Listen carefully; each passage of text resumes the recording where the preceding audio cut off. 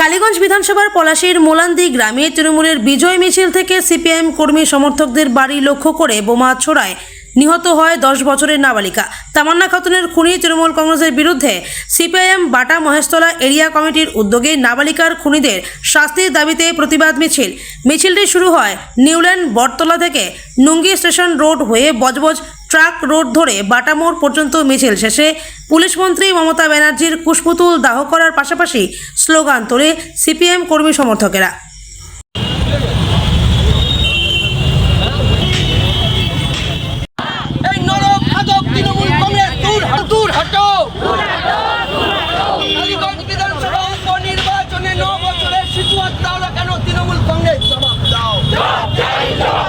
কালীগঞ্জ বিধানসভা উপনির্বাচনে বিজয় মিছিল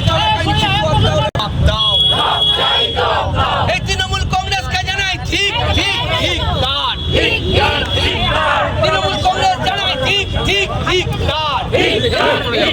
তৃণমূল কংগ্রেস তাও তাও চলছে।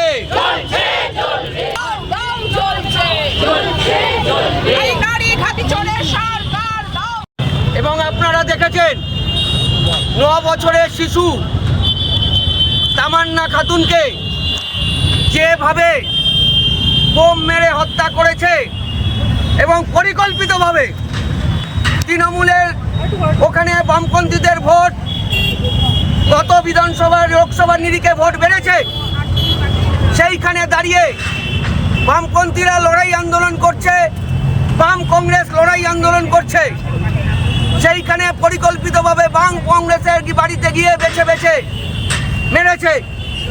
এর বিরুদ্ধে সর্বত্র বামপন্থীরা, বাম কংগ্রেস সব এক জায়গায় রাস্তায় নেমে লড়াই করছে। গতকাল মিটিং মিছিল হয়েছে, আজকে হয়েছে এবং গত পরশুতে পার্টি নেতৃত্ব মীনাক্ষী মুখার্জির উপস্থিতিতে সেখানে উপস্থিত হয়েছে। সুতরাং আমাদের সতর্ক থাকতে হবে। এর বিরুদ্ধে আগামী দিনে আরও বৃহত্তর লড়াই আন্দোলন হবে।